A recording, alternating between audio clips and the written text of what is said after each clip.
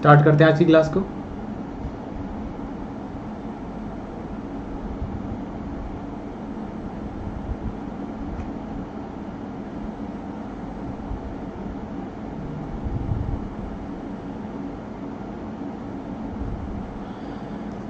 Good evening everyone, कैसे हैं आप सभी? I am really happy to see you all in my class.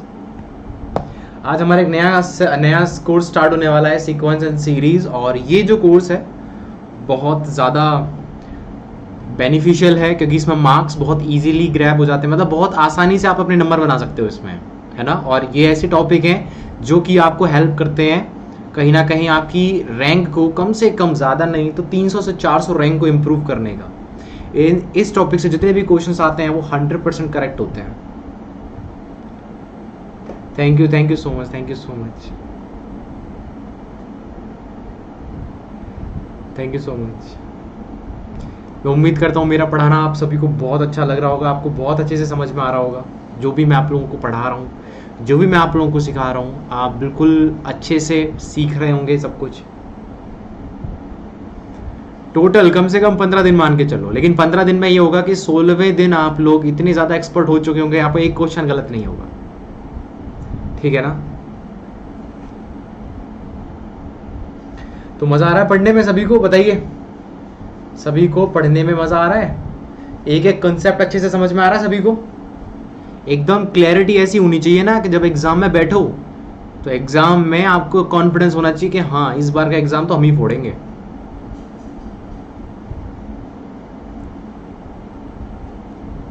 बिल्कुल, वेरी गुड। चलिए अब पढ़ना स्टार्ट करते हैं और बहुत सारी क्वेश्चन प्रैक्टिस होगी, ठीक है ना। इस कोर्स के अंदर बहुत सारी क्वेश्चन प्रैक्टिस होगी।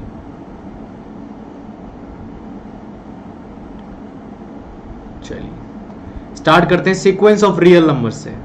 अब देखो इस टॉपिक, हमारा टॉपिक है ये है sequence and series.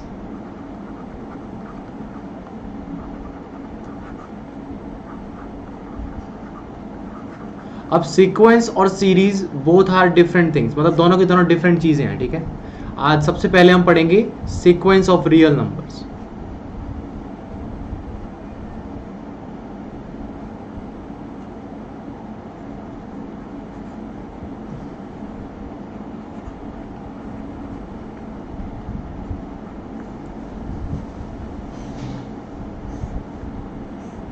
Sequence of real numbers, ठीक है।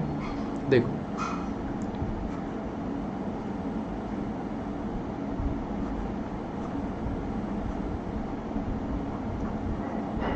a real sequence is a function. A real sequence is a function f from natural number to real number, ठीक है। कहने का मतलब है हमारी जो सीक्वेंस होती है वो बेसिकली एक तरह का फंक्शन होता है जो नेचुरल नंबर्स को मैप करता है रियल नंबर पे। जैसे सपोज करो आपको कोई फंक्शन दिया हुआ है f ऑफ x, तो पहला टर्म होगा सीक्वेंस का f ऑफ 1, दूसरा टर्म होगा f ऑफ 2, तीसरा टर्म होगा f ऑफ 3, चौथा टर्म होगा f of 4 and so on. तो मुझे बताओ नेचुरल नंबर्स जो होते हैं वो इनफाइनाइट होते हैं ना, तो इसी तरीके से इसमें भी इनफाइनाइट टर्म्स होंगी। तो मान लीजिए अगर ये आ भी जाता है f ऑफ n, तो ये क्या आ जाएगा f of n plus 1 comma up to and so on, ठीक है। तो अब यहां पे ये जो है this is the first term,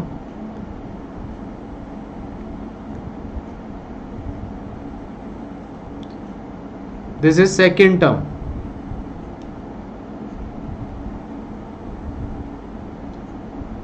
this is third term,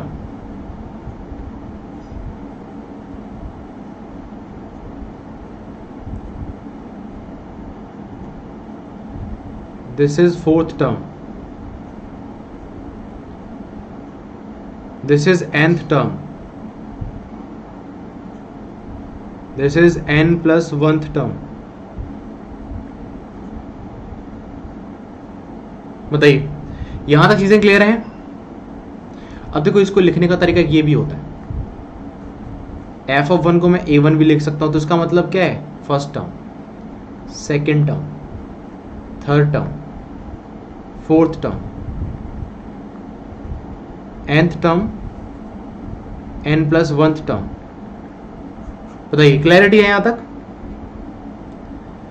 और कई जगह इसको ऐसे भी लिखा जाता है, सिंपल ये। ठीक है, ये तो होगा इसको लिखने के तरीके। अब इसके थोड़े एग्जांपल लिखाते हैं ताकि बिल्कुल क्रिस्टल क्लैरिटी आ जाए। बहुत इजी क्वेश्चन आता है, बहुत इजी क्वेश्चन आते हैं यहां से, एक क्वेश्चन गलत नहीं होता है। तो सबसे पहले मुझे बताइए कि सीक्वेंस के अंदर कितनी टर्म्स होती हैं? सीक्वेंस के अंदर इनफाइनाइट टर्म्स होती हैं, ठीक है ना? सीक्वेंस के अंदर टोटल कितनी टर्म्स है? सीक्वेंस के अंदर टोटल इनफाइनाइट टर्म्स हैं। फॉर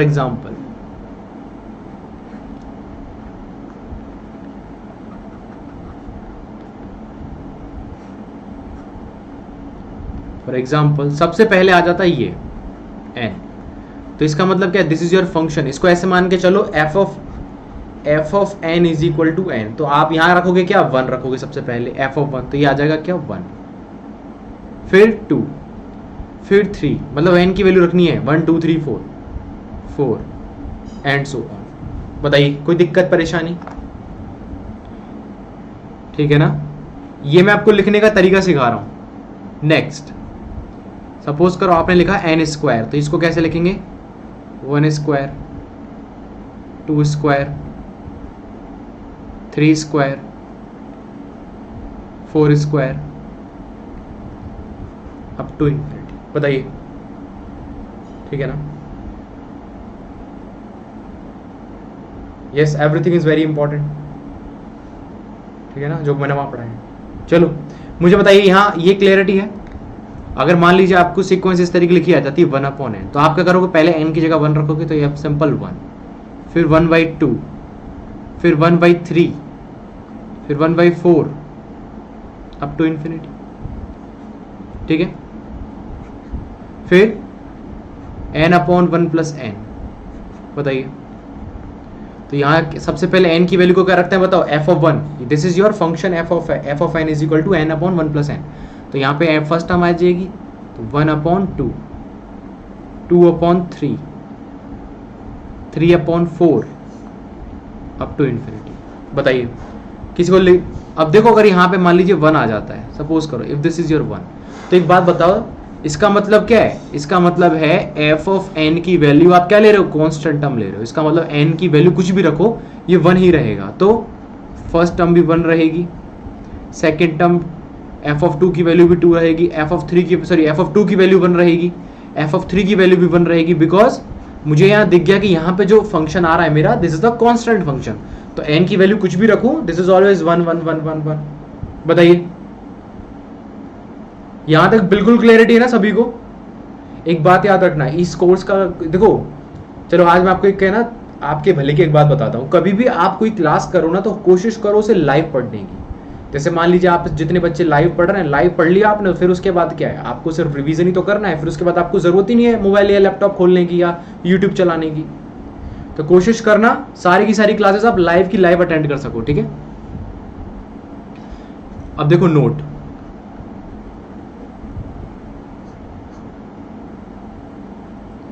तो नोट है term of a sequence, terms of a sequence is always infinite।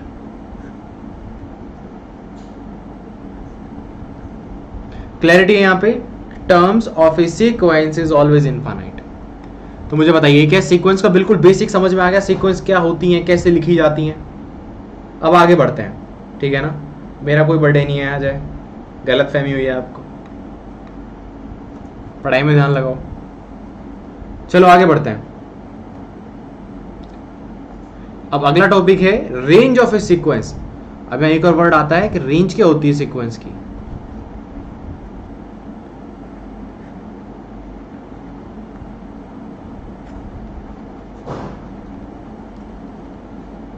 Range of A sequence,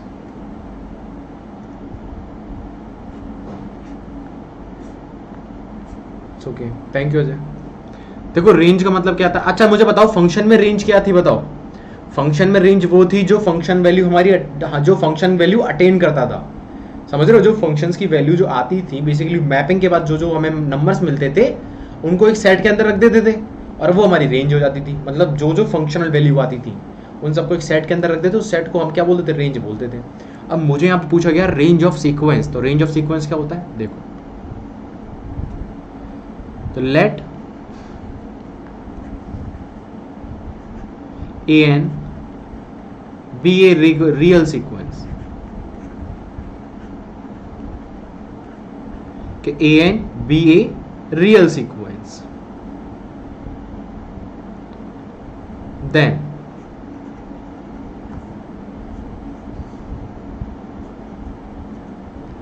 range of sequence an defined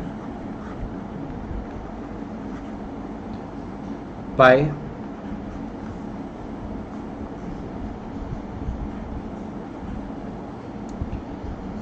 f of x such that x belongs to natural number. अब आप सोचोगे sir ये क्या लिख दिया आपने, तो चलो अब दिखाते हैं इसका मतलब क्या है। तो मैं क्वेश्चंस लिखता हूँ सबसे पहले, ठीक है ना। सपोज करो मैंने ये लिख दी रेंज, मैंने एक सीक्वेंस लिख दी ये, तो मुझे बताओ इसको मैं कैसे लिखूंगा। तो फर्स्ट टर्म क्या आ जाएगा इसका बताओ, n की वैल्यू 1 रखूंगा तो माइनस के 1, n की वैल्यू 2 रखूंगा तो +1, n की वैल्यू 3 रखूंगा तो कितना आ जाएगा बताओ, -1, और n की वैल्यू 4 रखूंगा तो +1। अब इसकी रेंज कितनी होगी बताओ। अब हमसे कोई पूछे range of this sequence is equal to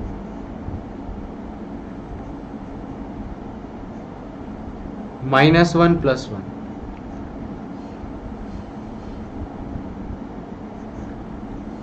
बताइए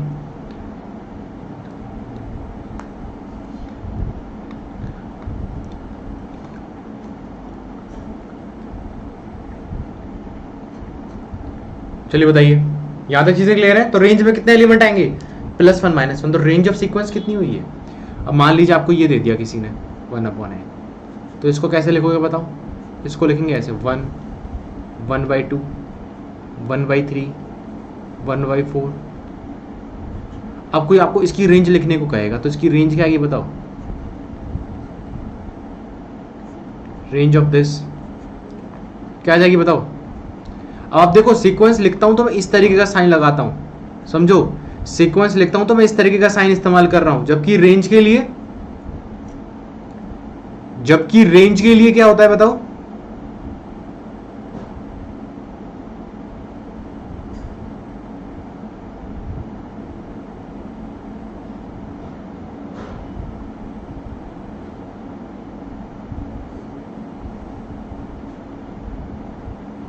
बताइए।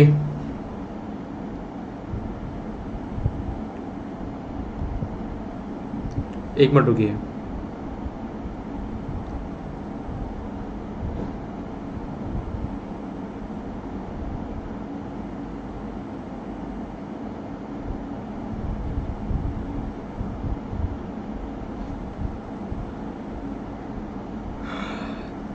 चलिए यहां तक क्लियरिटी है। तो इसको मैं कैसे लिखूंगा, 1/n। अब देखो जब भी मैं रेंज लिखूंगा तो रेंज के लिए इस तरीके का ब्रैकेट बना रहा हूं, such that n belongs to natural number. ये चीज नोटिस करिए आपने, जब भी मैं सीक्वेंस लिख रहा हूं तो मैं इस तरीके से बना रहा हूं, इस तरीके का साइन बना रहा हूं। और जब मैं रेंज लिखता हूं तो रेंज के लिए मैं इस तरीके का ब्रैकेट का इस्तेमाल करता हूं। तो याद रखना ये सीक्वेंस के लिए इस्तेमाल होते हैं और ये सेट लिखने के लिए इस्तेमाल होते हैं, ठीक है। याद रखना इस चीज को, ये सेट लिखने के लिए इस्तेमाल होते हैं, सीक्वेंस लिखने के लिए। आगे बढ़े हम। अब देखो हो सकता है किसी बच्चे को ऐसा लगे कि सर मैं इसकी रेंज लिख सकता हूं कितनी, ओपन इंटरवल 0 से 1। हो सकता है किसी बच्चे के दिमाग में ये आए सर मैं ओपन इंटरवल 0 से लेकर 1 लिख सकता हूं। तो मैं एक बात बोलता हूं आपसे, इसके अंदर तो 5/7 भी तो आएगा इसके अंदर। क्या 5/7 मुझे इस सीक्वेंस में मिल रहा है क्या बताओ। इस सीक्वेंस में कहीं भी 5/7 आ रहा है क्या, नहीं आ रहा। लेकिन अगर कोई बच्चा इसको रेंज बनाने की कोशिश करेगा तो इसके अंदर तो 5/7 आ रहा है, तो this is not a range. ठीक है, क्लियरिटी है यहां तक। हाँ, जो सीक्वेंस स्पेस जो मैंने वहां छुड़वा दिया था ना, वो यहां देख लो आराम से। ठीक है, बताइए कोई दिक्कत, कोई परेशानी किसी बच्चे को? आगे बढ़ जाए हम।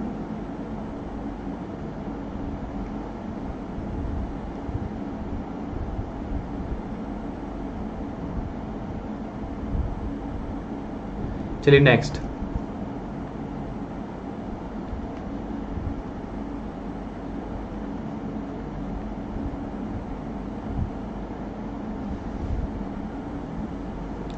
उसके बाद नेक्स्ट 1,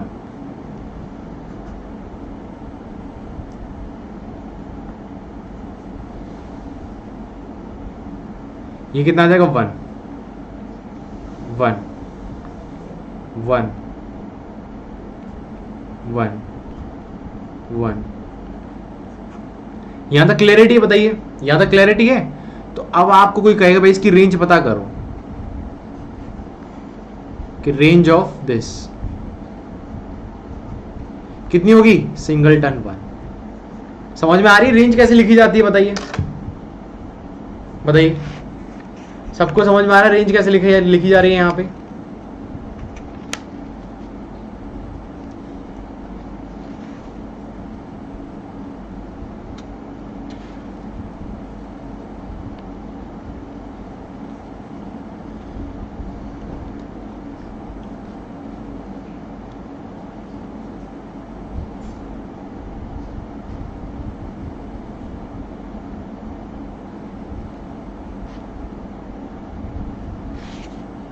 चलिए, ये बिल्कुल बेसिक बेसिक चीजें हैं, ये बिल्कुल बेसिक बेसिक चीजें हैं। ठीक है,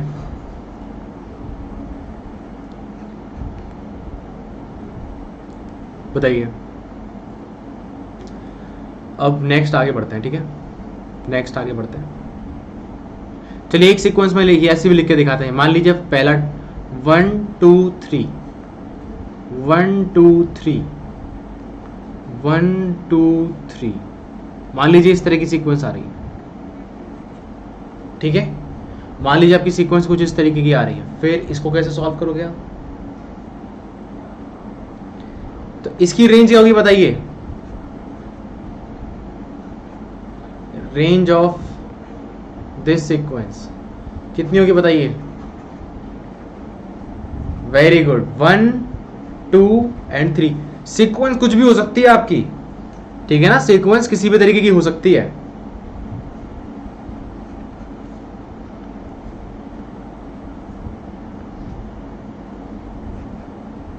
बताइए। अब नेक्स्ट आगे बढ़े। नेक्स्ट मान लीजिए मैंने लिख दिया 0 1 -1 0 1 -1 0 1 -1, तो इसकी रेंज क्या हो जाएगी बताओ? 0 1 -1, बताइए। यहां तक क्लैरिटी है? अब रेंज तो हो गई कंप्लीट। अब चलते हैं जरा टाइप ऑफ सीक्वेंस के पास, कि टाइप ऑफ सीक्वेंस कितनी होती हैं। ठीक है ना? अब जरा चलते हैं टाइप ऑफ सीक्वेंस के पास, कि सीक्वेंस के टोटल कितने टाइप्स होते हैं।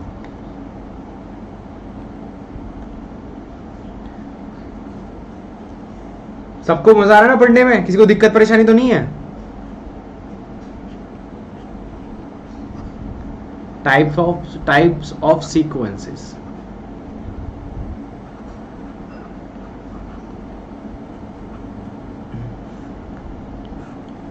कितनी तरीके की सीक्वेंस हो सकती हैं?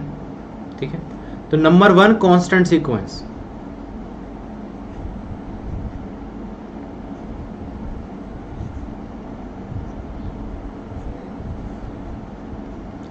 कांस्टेंट सीक्वेंस का मतलब क्या होता है? कि f of n is equal to constant. Sorry, if f of n is equal to constant, then f of n is a constant sequence.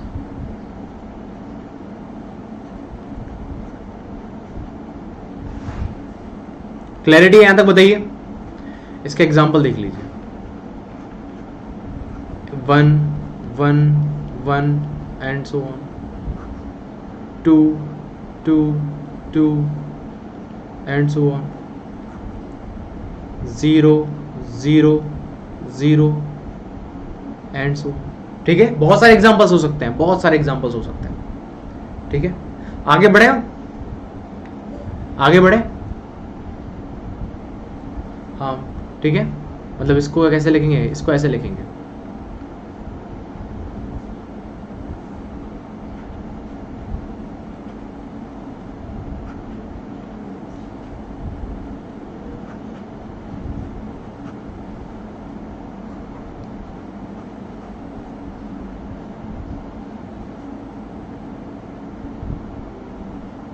बताइए यहां तक क्लैरिटी है। नंबर 2,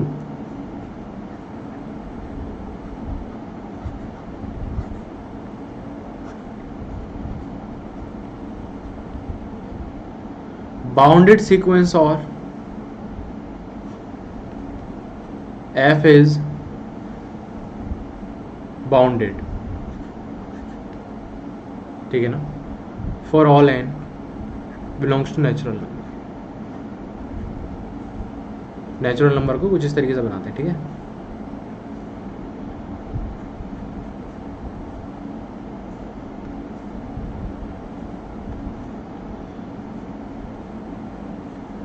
यहां तक क्लियरिटी है, बताइए इसका मतलब क्या है। सपोज करो आपका एग्जांपल कुछ इस तरीके से है, आपने लिया 1/n, तो इसकी वैल्यू कितनी आई बताओ। ये आ जाएगा 1 1/2 1/3, और मुझे पता है कि ये लास्ट 0 को क्रॉस नहीं करेगा, so this is bounded between 0 and 1।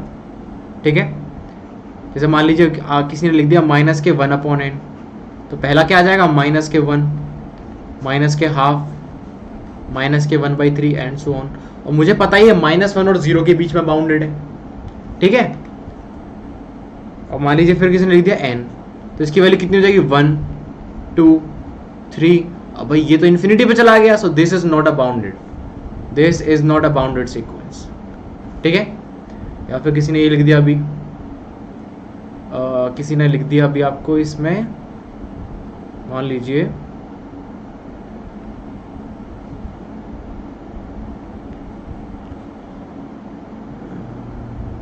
सोचने दो, n/1 + n, तो ये वैल्यू कहां से आ रही है बताओ। पहली क्या आ जाएगी 1/2, फिर दूसरी वैल्यू 2/3, फिर तीसरी वैल्यू 3/4। आपको समझ में आ रहा है, ये 0.5 था, ये 0.6 है, ये 0.7 है, और अगर आप इसकी इन्फिनिटी पे जाके कोई वैल्यू देखोगे तो ये 1 से ऊपर नहीं जाएगी, तो ये 0.5 और 1 के बीच में बंद है। बताइए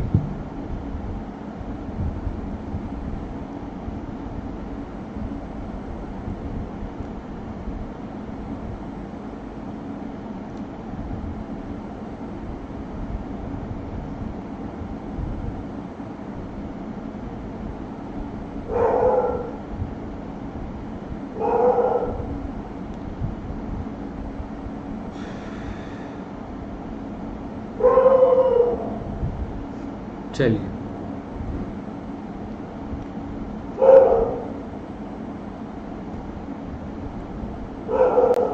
आगे बढ़े, रिवीजन भी करवाएंगे, रिवीजन भी करवाएंगे।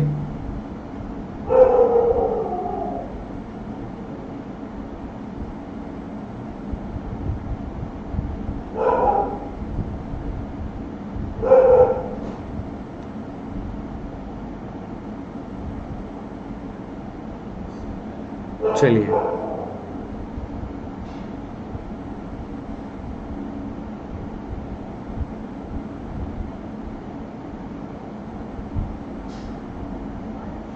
नेक्स्ट, तो इसका मतलब क्या है, this is yes this is bounded.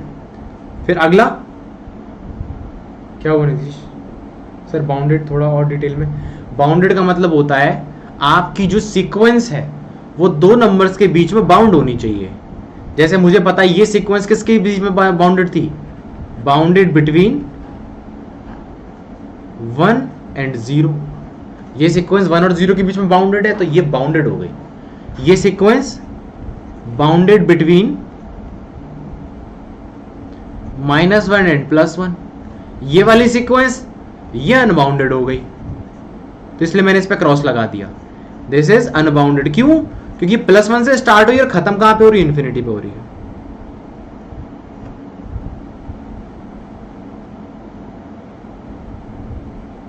बताओ।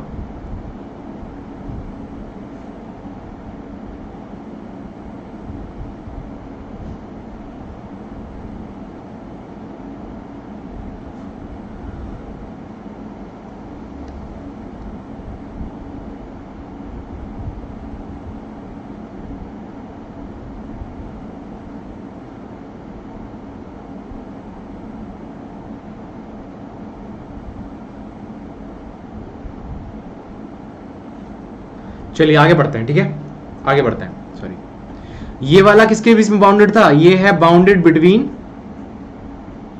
हाफ एंड, आप बताओ n की वैल्यू n/1 + n है, जब इन्फिनिटी पे जाओगे तो ये कहां पे जाएगा?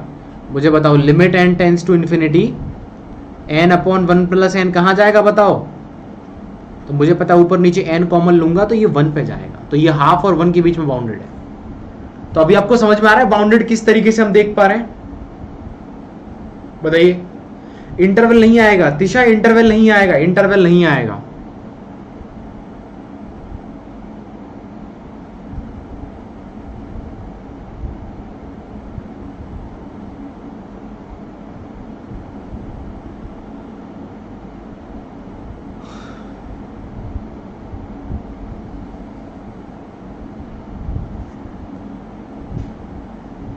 बताइए, यहां तक क्लैरिटी है ना? अब आगे बढ़ते हैं, नेक्स्ट। ओके, अब नेक्स्ट आपको I hope so bounded sequence समझ में आ गया। ऐसी सीक्वेंस जिसको आप लिखते हो तो उसका फर्स्ट और लास्ट टर्म 2 नंबर्स के बीच में बाउंड होता है। अब जैसे और एग्जांपल दिखाते हैं हम आपको।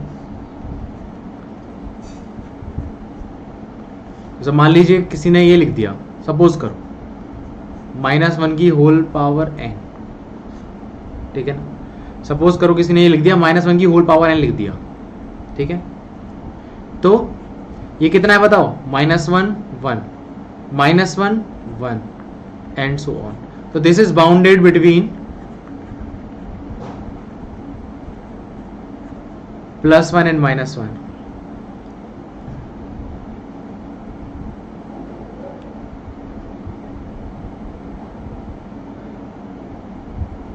ठीक है, आगे बढ़ते हैं। अब नेक्स्ट सीक्वेंस आती है, अब देखो नेक्स्ट सीक्वेंस आती है मोनोटोनिकली इंक्रीजिंग सीक्वेंस। अच्छा, आप लोगों ने फंक्शन पढ़ा था मोनोटोनिकली इंक्रीजिंग क्या था?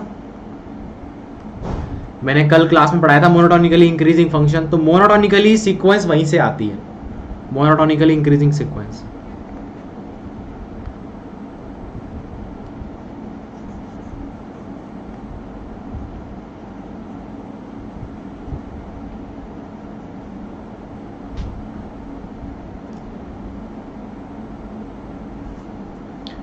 monotonically increasing sequence।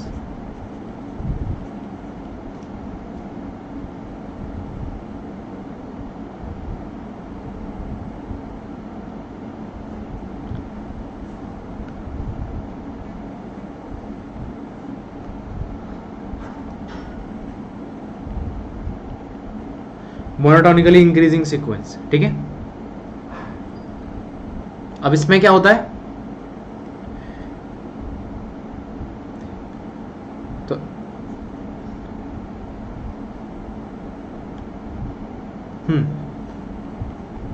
f of n is said to be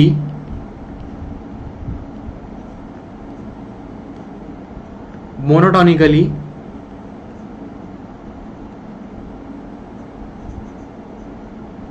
increasing sequence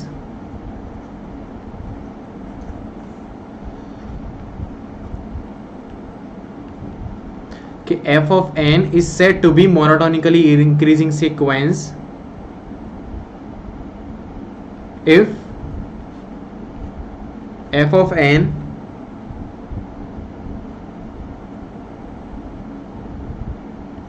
greater than equal f of n plus 1।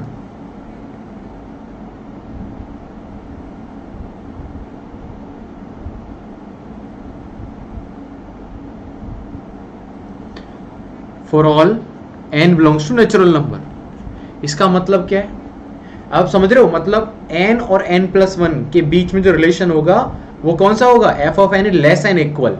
तो ये छोटा भी हो सकता है, बराबर भी हो सकता है। आपको याद है कल मैंने ग्राफ बना के दिखाया था आपको, कल मैंने आप लोगों को ग्राफ बना के दिखाया था कि मोनोटोनिकली इंक्रीजिंग फंक्शन ग्राफ कैसा होता है, वो इंक्रीज होता है बीच में कांस्टेंट भी हो सकता है। फिर मतलब उसके पास इंक्रीज होने की और कांस्टेंट होने की दोनों प्रॉपर्टियां एज इट इज रहती हैं उसके पास, और कोई भी प्रॉपर्टी कभी भी इस्तेमाल हो सकती है। इसलिए यहाँ पे क्या लगाया मैंने, ये वाला कि लेस और इक्वल। ठीक है ना, आगे बढ़े। अब इसके एग्जांपल्स देख लेते हैं। अगर हमसे कोई कहे कि क्या ये एग्जांपल मोनोटोन इंक्रीजिंग फंक्शन का होगा,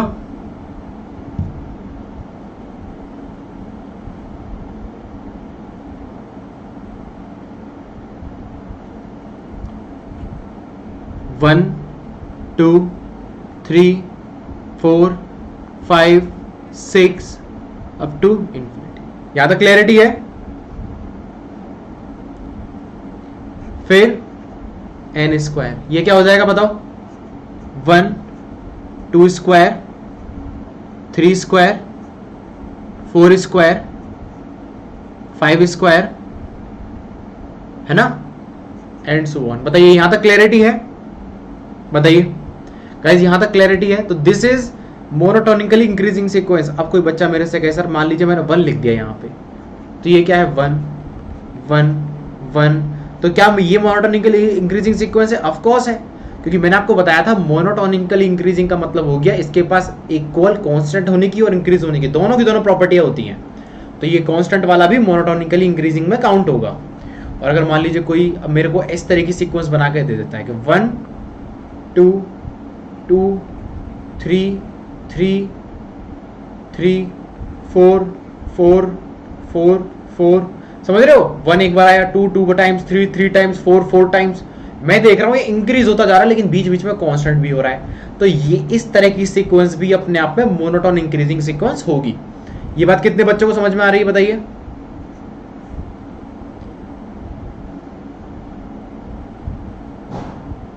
बताइए यहां तक क्लैरिटी है?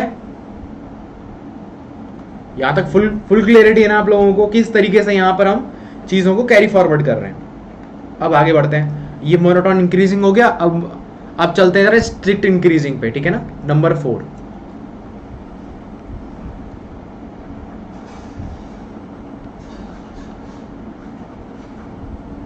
स्ट्रिक्टली इंक्रीजिंग सीक्वेंस, और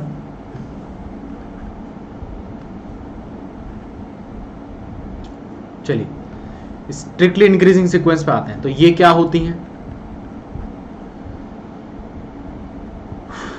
तो okay, so f of n is said to B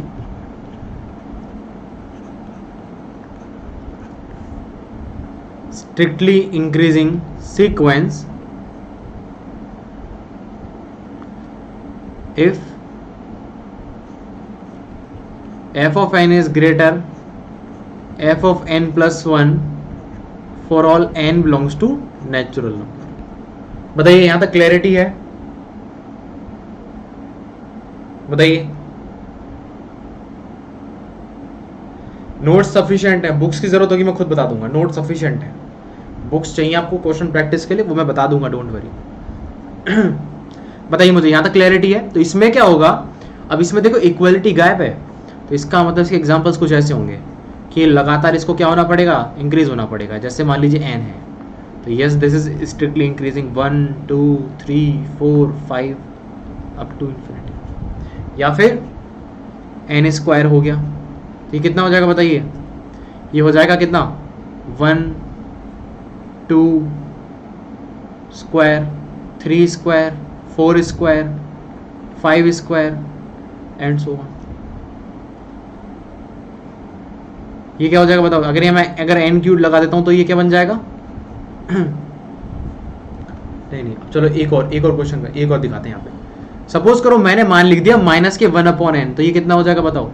-1 -1/2 minus के बाद कितने बच्चों को समझ में आ रहा है? ये इंक्रीज हो रहा है, this is strictly increasing, this is strictly increasing, बताइए, दिस इज स्ट्रिक्टली इंक्रीजिंग, क्योंकि -1, क्योंकि आप रियल लाइन खींचोगे तो देखो -1, फिर -1 से -½ -½ से -1/3 -1/4 -1/5 -1/6, तो 0 की तरफ जाने की कोशिश कर रहा है, ये इंक्रीज हो रहा है, ठीक है। तो आई होप सो बिल्कुल समझ में आ गया होगा आपको स्ट्रिक्टली इंक्रीजिंग का मतलब क्या है। यहाँ पे आपकी सीक्वेंस का ईच एंड एवरी टर्म कैसा होना चाहिए? इस ऑर्डर में होना चाहिए कि f(n) is less than f(n+1), मतलब जैसे जैसे आप आगे बढ़ोगे सीक्वेंस के टर्म्स भी बड़े होते चले जाएंगे। बताइए, क्लैरिटी है यहां तक? बिल्कुल, log n+1 भी हो जाए, log n भी हो जाए। बताइए, यहां तक किसी बच्चे को दिक्कत परेशानी हो तो बता सकता है, अभी भी टाइम है हमारे पास। ठीक है। नंबर 5 है मोनोटोनिकली डिक्रीजिंग सीक्वेंस। नंबर 5 है monotonically decreasing sequence.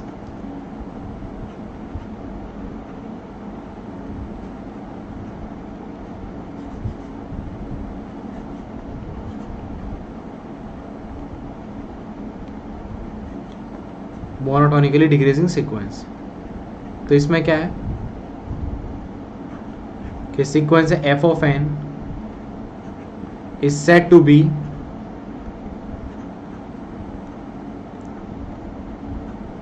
monotone decreasing sequence if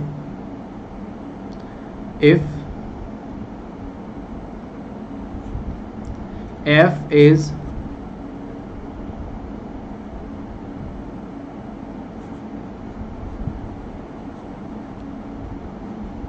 decreasing, sorry, if, ध्यान कहीं और था, सॉरी मेरा ध्यान कहीं और था, if f(n) is greater than f(n+1) for all n belongs to natural number. बताइए कितने बच्चों को यहां तक क्लैरिटी है? बताइए।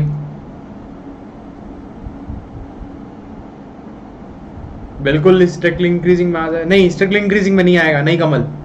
स्ट्रिक्टली इंक्रीजिंग में क्या है ना, आपकी टर्म्स इंक्रीज होती रहनी चाहिए, बीच में कांस्टेंट नहीं हो सकते आप। मोनोटोन में होती है प्रॉपर्टी, ठीक है ना, क्या बीच में कहीं भी कांस्टेंट हो गए, फिर बढ़ने लग गए, फिर बीच में कांस्टेंट हो गए, फिर बढ़ रहे हो, फिर कांस्टेंट हो रहे हो, ठीक है ना।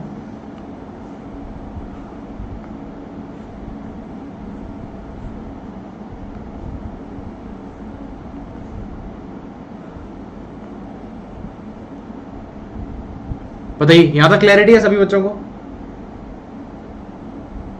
Okay, next.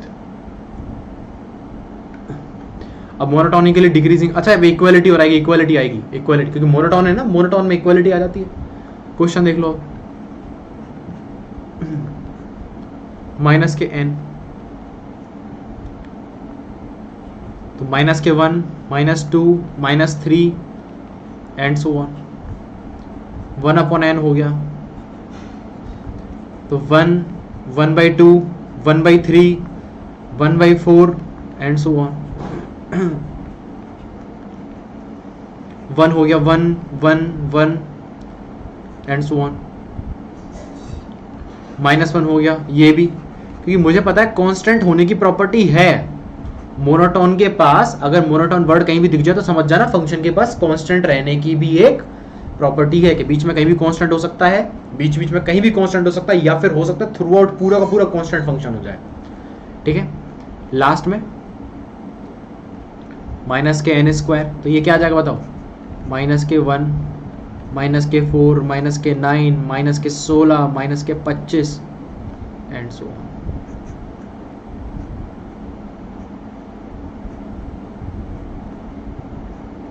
बताइए, यहां तक क्लैरिटी है सभी को? मोनोटोन डिक्रीजिंग सीक्वेंस क्या होती है? ये होती है मोनोटोन डिक्रीजिंग सीक्वेंस, ठीक है। या फिर बताइए, यहां तक किसी बच्चे को दिक्कत परेशानी? बताइए, यहां तक किसी बच्चे को दिक्कत परेशानी? बिल्कुल सही। कांस्टेंट सीक्वेंस जो होती है ना, कांस्टेंट सीक्वेंस वो मोनोटोन इंक्रीजिंग में भी काउंट होती है और मोनोटोन डिक्रीजिंग में भी काउंट होती है। बिल्कुल सही। जो मोनोटोन सीक्वेंस होती है वो आपकी मोनोटोन इंक्रीजिंग और मोनोटोन डिक्रीजिंग दोनों में काउंट होती है एज इट इज। ठीक है, तो ये कितनी हो, कौन सी हो गई? नंबर 5। अब आते हैं नंबर 6 पे। नंबर 6 है strictly decreasing sequence.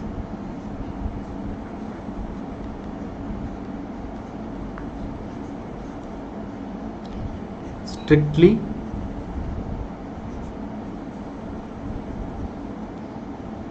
Decreasing sequence,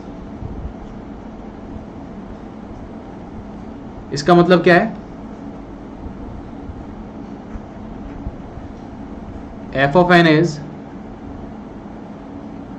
strictly is said to be f of n is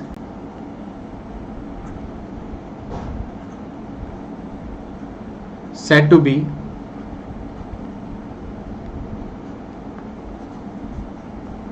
strictly decreasing sequence. F of n is said to be strictly decreasing sequence if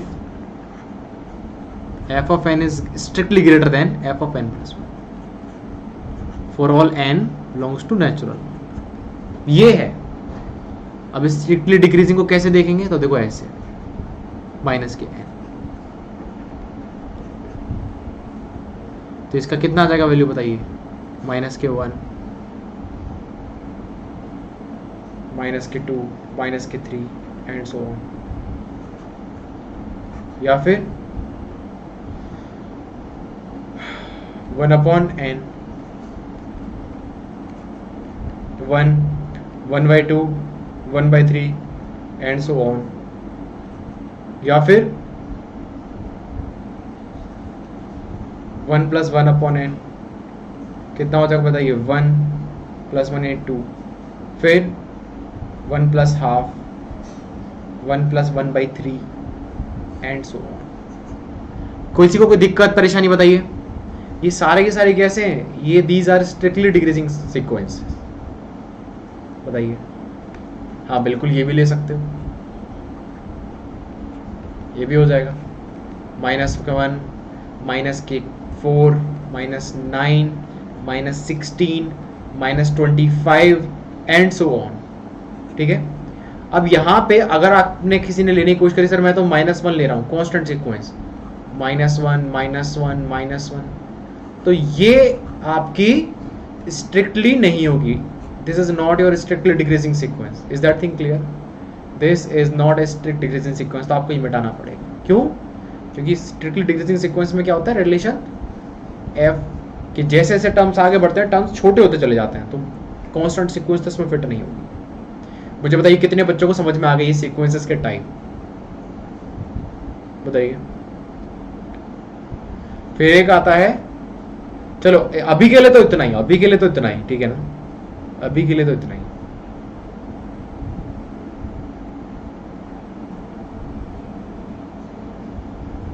चलिए आगे बढ़े। अब देखो नेक्स्ट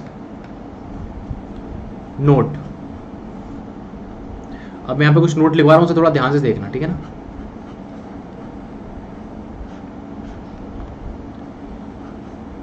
कि an is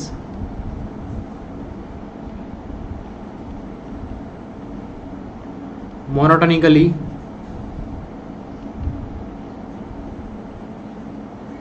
increasing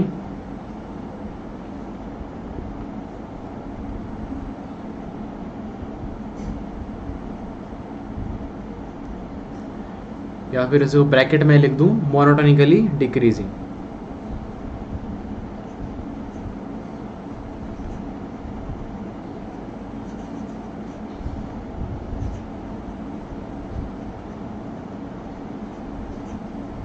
ठीक है ना?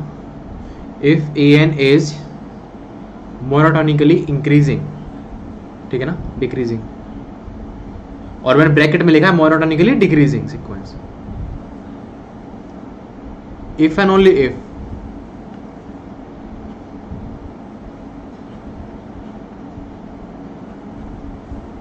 if and only if minus of an is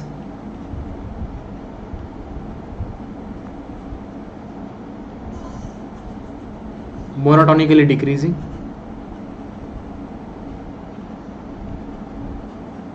bracket में monotonically increasing sequence.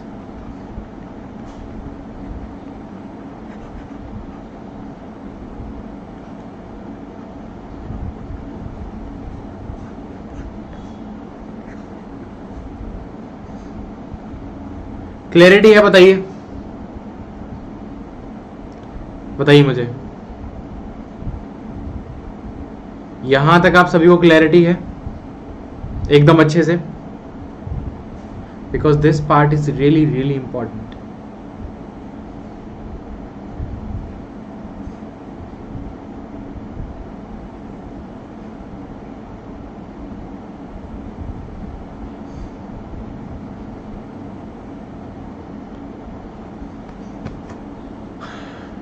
अब इसका एग्जाम्पल भी देख लो, इसका एग्जाम्पल भी देख लो, इसका एग्जाम्पल. Thank you. इसका एग्जाम्पल ये है कि अगर आपका जो an है मोनोटोनिकली इंक्रीजिंग हुआ तो माइनस an किस पर जाएगा? मोनोटोनिकली डिक्रीजिंग पे. और अगर कोई बच्चा कह रहा है कि सर मैं तो an को मोनोटोनिकली डिक्रीजिंग देख रहा हूं, तो जैसे ही माइनस का मल्टीप्लाई करोगे तो मोनोटोनिकली इंक्रीज में कन्वर्ट हो जाएगा. जैसे ये देखो, ये बताइए ये कैसा है? ये इज मोनोटोनिकली डिक्रीजिंग है इंक्रीजिंग है? बताओ. This is monotonically decreasing. लेकिन अगर मैंने इसमें क्या कर दिया? माइनस के 1/n, तो ये क्या हो जाएगा? Monotonically increasing sequence. चाहो तो सॉल्व करके देख लो, चाहो तो सॉल्व करके देख लो. अरे नोट का मतलब ये है कि अगर आपका जो an है, अगर कोई बच्चा कहे सर मैं तो इसको मोनोटोनिकली इंक्रीजिंग मान रहा हूं, तो इसका मतलब माइनस ऑफ an कैसा हो जाएगा? Monotonically decreasing. लेकिन अगर कोई बच्चा कहे कि नहीं सर मैं तो, कोई बच्चा कहे सर नहीं सर मैं तो इस वाले को ना मान के ये बोल रहा हूं कि an इज मोनोटोनिकली डिक्रीजिंग, तो ये क्या हो जाएगा? Minus of an is monotonically increasing. कितने बच्चों को समझ में आया बताइए? मतलब आपका मोनोटोनिकली इंक्रीजिंग है चाहे डिक्रीजिंग हो, अगर आपने an में -1 का मल्टीप्लाई कर दिया ना ईच एंड एवरी टर्म में, तो वो इंक्रीजिंग होगा तो डिक्रीजिंग बन जाएगा, और डिक्रीजिंग हुआ तो इंक्रीजिंग, मतलब वो जस्ट पलट जाएगा. बताइए, जैसे कि ये एग्जांपल दिया है मैंने कि 1/n कैसा था? 1/n वाला ये था मोनोटोनिकली डिक्रीजिंग सीक्वेंस. लेकिन जैसे ही आप इसमें माइनस का मल्टीप्लाई करोगे, -1/n, ये हो जाएगा मोनोटोनिकली इंक्रीजिंग सीक्वेंस. तो ये नोट इंपॉर्टेंट है, इसे याद रखना. इफ एंड ओनली इफ का मतलब क्या? एक दूसरे को इंप्लाइज करती हैं दोनों चीजें. जैसे ये देखो इसमें लिखा है ना मैंने, एक दूसरे को इंप्लाइज कर रही हैं चीजें कि अगर ये वाला मोनोटोनिकली इंक्रीजिंग तो माइनस का मल्टीप्लाई करते इंक्रीजिंग बदल जाएगा डिक्रीजिंग में. या फिर कोई बच्चा कहे नहीं सर मैं तो मोनोटोनिकली डिक्रीजिंग मान के चल रहा हूँ an को, तो माइनस का मल्टीप्लाई कर दो तो ये कन्वर्ट हो जाएगा मोनोटोनिकली इंक्रीजिंग में. कितने बच्चों को बिल्कुल सटीक तरीके से क्लैरिटी होगी? क्योंकि यहां से आके हमारा टॉपिक चेंज हो जाएगा. यहां से आगे हम पढ़ेंगे limit point of A sequence. बताइए, यहां से आगे हम पढ़ेंगे. हाँ, स्ट्रिक्टली पे भी यही लागू हो जाएगा. अगर कोई बच्चा कहेगा an इज स्ट्रिक्टली इंक्रीजिंग, तो minus of an is strictly decreasing. ठीक है ना, कोई दिक्कत नहीं है. बिल्कुल बिल्कुल सही इला अहमद, बिल्कुल आपने सही कहा कि माइनस के 1/n जो होता है वो -1 और 0 के बीच में बाउंड होता है. बताइए बताइए क्या? अरे कांस्टेंट सीक्वेंस मोनोटोन में आती है, कांस्टेंट सीक्वेंस मोनोटोन में आती है, कोई दिक्कत वाली बात नहीं है. ज्योति धीमान, आप थोड़ा सोचो आपने जो लिखा है, ठीक है ना.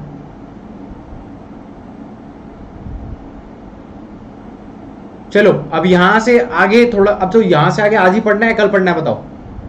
आई होप सो आज का बिल्कुल आपको समझ में आया होगा. यहां से आगे नया टॉपिक स्टार्ट होगा, यहां से आगे नया टॉपिक स्टार्ट होगा, limit point of sequence.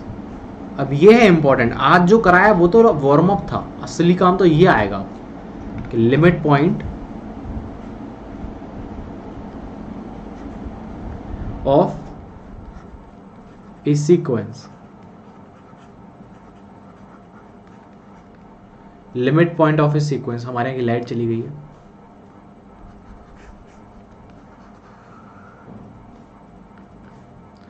Limit point of A sequence.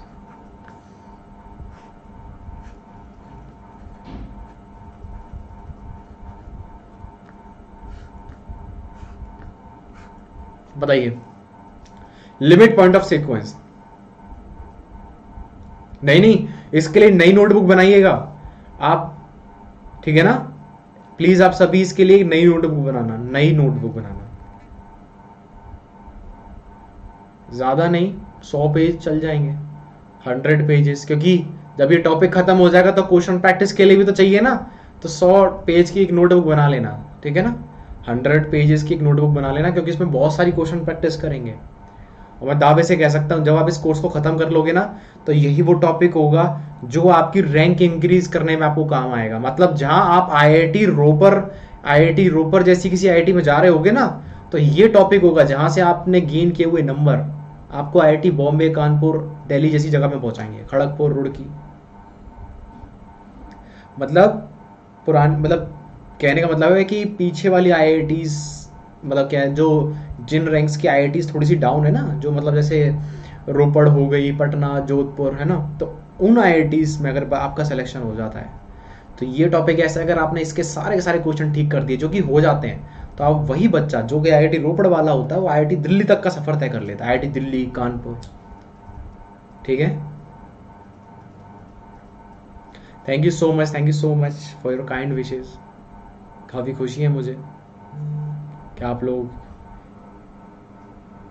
मतलब इतना ज़्यादा रिस्पेक्ट करते हैं मुझे। So thank you so much guys, thank you so much for your respect. और मैं आपको भरोसा दिलाता हूँ कि आने वाले टाइम में आपके एग्ज़ाम तक मैं आप लोगों के साथ रहूँगा, और ये जो आप लोगों ने भरोसा दिखाया है मेरे ऊपर, इसको मैं कभी टूटने नहीं दूंगा, और आप लोग अगली साल आईआईटी में पहुँचोगे, ठीक है। अभी हमारे लाइट चली गई है तो मैं थोड़ा सा पीछे की तरफ, आपको ब्लर दिख रहा होगा शायद, बीच में दिखा होगा एकदम से कि सब ब्लर हो गया, लाइट एकदम से जाती है जब, ठीक है।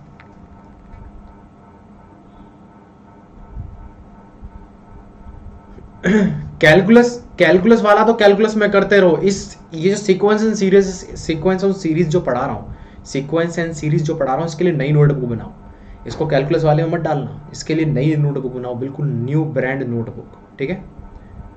चलो सर आप मैक पर पढ़ाते हो?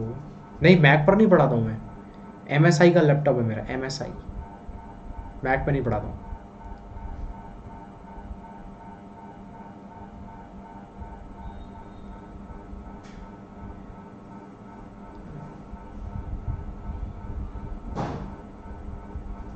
Thank you so much. आप लोग भी प्लीज़ ज़्यादा से ज़्यादा स्टूडेंट्स में इस क्लास को शेयर कीजिए, उनको बताइए कि आईआईटी जैम की प्रिपरेशन करनी है तो हमारे पास आएँ और फ्री में पढ़ें मन लगा के, और जो बच्चा मेहनत करेगा उसको आईआईटी तक पहुंचाएंगे, ठीक है ना। तो आईआईटी जाने के लिए पैसे नहीं, मेहनत लगती है, मेहनत, ठीक है।